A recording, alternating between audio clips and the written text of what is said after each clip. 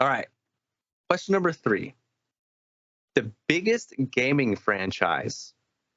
Do you guys think it deserves to be number 1? And by the way, it's not Resident Evil. That's 33.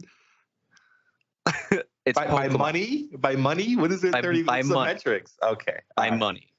I never argued it was top 10 by money. Just letting people know. Okay. I just thought it was funny when I was looking this up. Right, yeah. But yeah, Pokemon has it's like 90 billion. The next one is Mario at I think it was like 30 billion.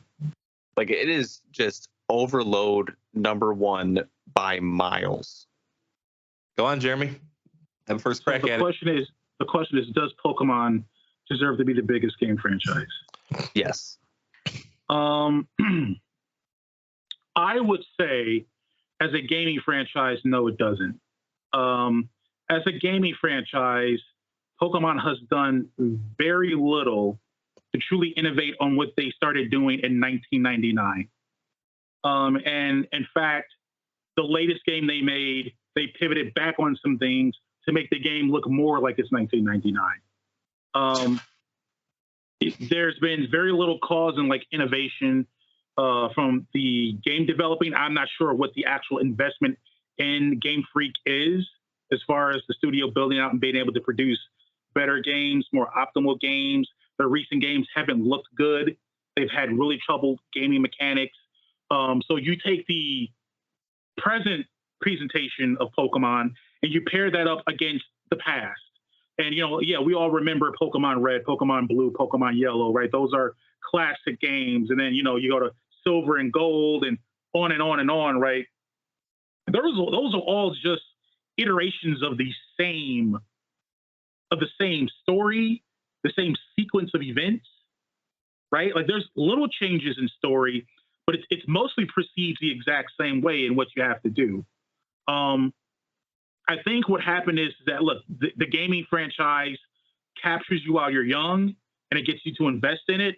Older gamers feel a heavy amount of nostalgia with the franchise, and that's what helps inflate the numbers, right? You have the whole aspect of how else is it incorporated into the zeitgeist with the Pokemon trading card game, and the cartoon and the movies and all those different things. Those are all part of it, but those help draw the overall brand of Pokemon. I believe, as a gaming franchise, strictly in the game sphere, that no, it doesn't deserve to be that. There's been games that have done a lot more. I can make the argument that, as far as a gaming franchise, Mario is better. It's done more innovation. There's been more care taken with the characters in the world and how it's explored. Except for the last argument, when it was doing the same thing. What are you talking about? Except for when we were talking about the Switch, and you said Mario just kept doing the same. I'm arguing between two franchises that have been doing the same thing for 30 years, and I'm saying this one has done more. I mean, Gotcha.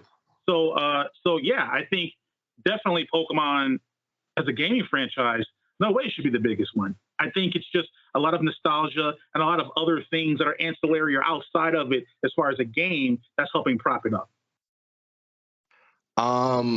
Yeah, I'll respond. David, this is not even pandering. This is a really good question, because how do you answer if it deserves to be the number 1 gaming franchise? I think the simplest answer is fans decide that, and fans have spoken, and they have put their money and their time into Pokemon. If they didn't put their money and time into Pokemon, Game Freak would have shifted towards something else. They would have tried to diversify, but they've continued to make these games that sell like hotcakes because people really enjoy the creatures that they catch. They enjoy the designs. They enjoy the simpler stories. They enjoy just exploring the world and seeing these new creatures and seeing new gyms and what they can find. It's simple. They haven't innovated a lot, but people, for the most part, don't want that. Now, I'm an exception. I've argued against Pokemon a lot on this show, where I'm like, I want them to do this, this, and this. But sometimes people just want to play a game where they know what they're going to get. And Game Freak has provided that year after year. They're not a company that takes 6, 7, 8 years to come out like a Grand Theft Auto. Like, could they ever be the top gaming franchise? Because they release a game once every 10 years in their franchise. Then Pokemon releases games. Even the older games, they re-release it. Are those money grabs? Maybe a little, but people want to play those games, and they make money. And that's what makes you the biggest gaming franchise, is making money. They make money. They make good RPGs, nothing amazing, nothing groundbreaking now. At the time, it was a little groundbreaking, but they just make games that people want to buy and people enjoy. And they connect people unlike any other game with the two different versions where people have to trade. Even though they didn't make it the Pokemon company, Pokemon Go was a revolution where people were getting out, they were communicating with each other, they were talking, they were exercising, and they try to do that so much. So do they deserve to be the biggest gaming franchise? I mean, yeah. Okay. I was waiting for one of you to say that it deserves to be first because it is first, and that is slightly redundant. You know, like, because I mean, obviously that's how you get first is, you know, by selling the most.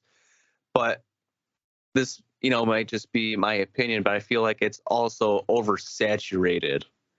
Like, they released so many games, which it is fair because, like you said, it's the same game with some slight differences.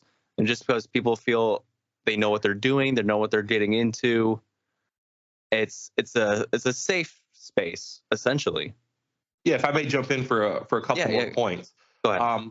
They do keep it kind of samey. And what that does, it allows me, who's been doing it for 20 years, to jump in and instantly recognize a lot of this stuff and get right back into the feel of it. I might have skipped 4, 5, 6 generations of Pokemon, and I can jump in and instantly recognize a lot of the traits that they have in it and enjoy myself. But it also keeps it to a level to where new players can get in. The new 5 and 6 and 7-year-olds can jump into Pokemon and not feel completely overwhelmed. A lot of these franchises start off simple, and as they evolve, by the time they're into their 20th year, it's unrecognizable, it's unplayable by anyone but hardcore fans. Jeremy's sports games, back in the day, Madden, very simple. Maybe that was because of the technology. But if you skip a couple years of Madden, you're completely lost. You can't really jump into it anymore.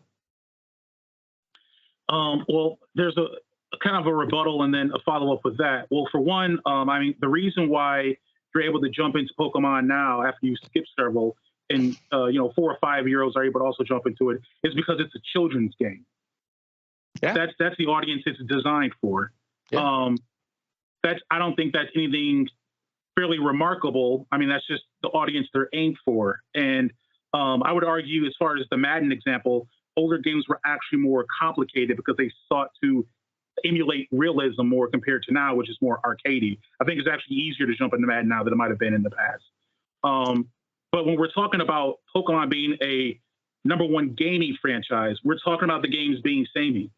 And I'm sure that Pokemon as a franchise, as an IP for Nintendo, probably does them pretty well. A lot of that is just leveraging on brand recognition and the history it has off of that brand recognition. But I mean, I would posit to both of you, over the past 10 years, what games would you say have been more influential? The various 5 to 6 Pokemon games that have came out, or Grand Theft Auto 5? Like, which one has been generally more influential culturally in gaming? And that great that it's argument. Well, that goes into an argument of whether it deserves to be the biggest gaming franchise. I don't believe so, because it's resting on the laurels and a formula that it developed 15 to 20 years ago that they've shown very little interest in really trying to innovate. Part of that you might be saying, well, that's because the consumers of it, they prefer it that way. But I don't think that's 100% the case. And Corey, you are one said consumer that has wanted Game Freak to innovate on the different things that Pokemon does as far as its game mechanics. So deserving to be #1? No, I think there's many other games that have pushed to innovate, that have had more cultural influence and impact on gaming than Pokemon. Like, not only going within the last 3 to 5, but even going back 10, 15 years, right? Pokemon is a blip that happens when it comes out because I remember when I was 7, and then it goes away.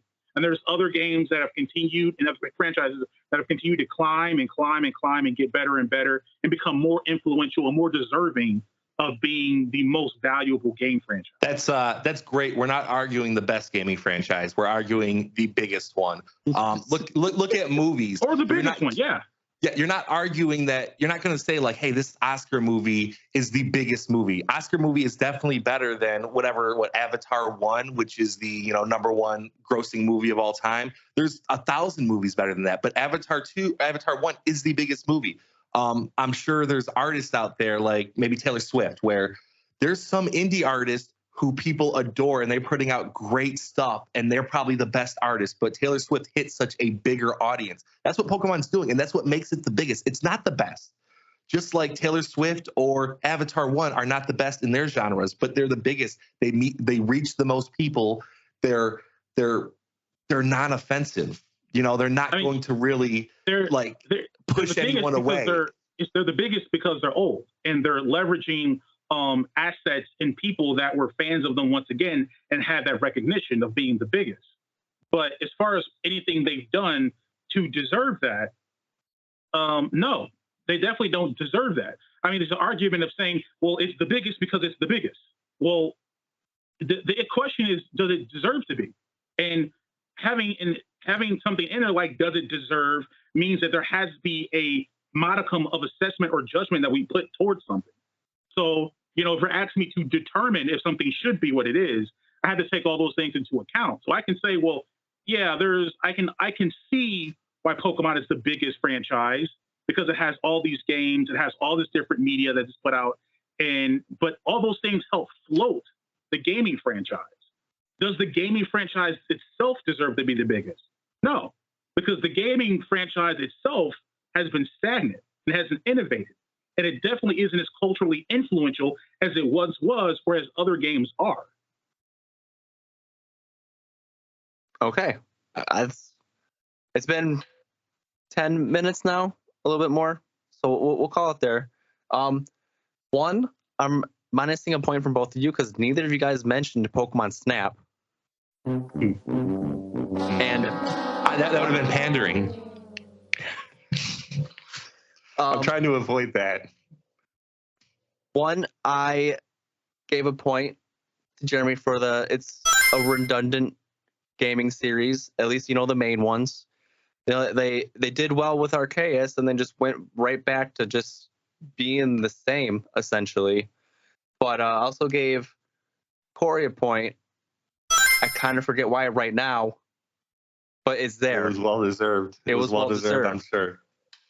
But for this one, it's going to Jeremy. While I do agree Pokemon might almost deserve it, it's just the main thing they're really trying to get by on is just redundant, and it's the same game with the new graphics sometimes. And I agree with you. It's 8 badges, Elite Four. Yeah, you played this game when you were 7. Give us $60 so you can collect your 7 again. But we're very ingrained in the video game world. 99% of people that play games are not us. They want that. And that's what makes it the biggest. They want that. Not us necessarily. We are in so deep into the gaming world that we have those opinions. But 99% of people want that Pokemon. That's why it's the biggest. I would be curious if sales reflect that. Yeah, of course. I mean, it's probably been higher than it's ever been this last generation. I would support it more if they did more outside their scapegoat games. If they brought back and did more Pokemon stadiums. But also, the point is Pokemon Go. You mentioned Pokemon Go. Yes. That's a great innovation of what they did. If they could do something like that, not exactly like that, like with their regular games, that'd be awesome. Right. But yeah. So that one goes to Jeremy.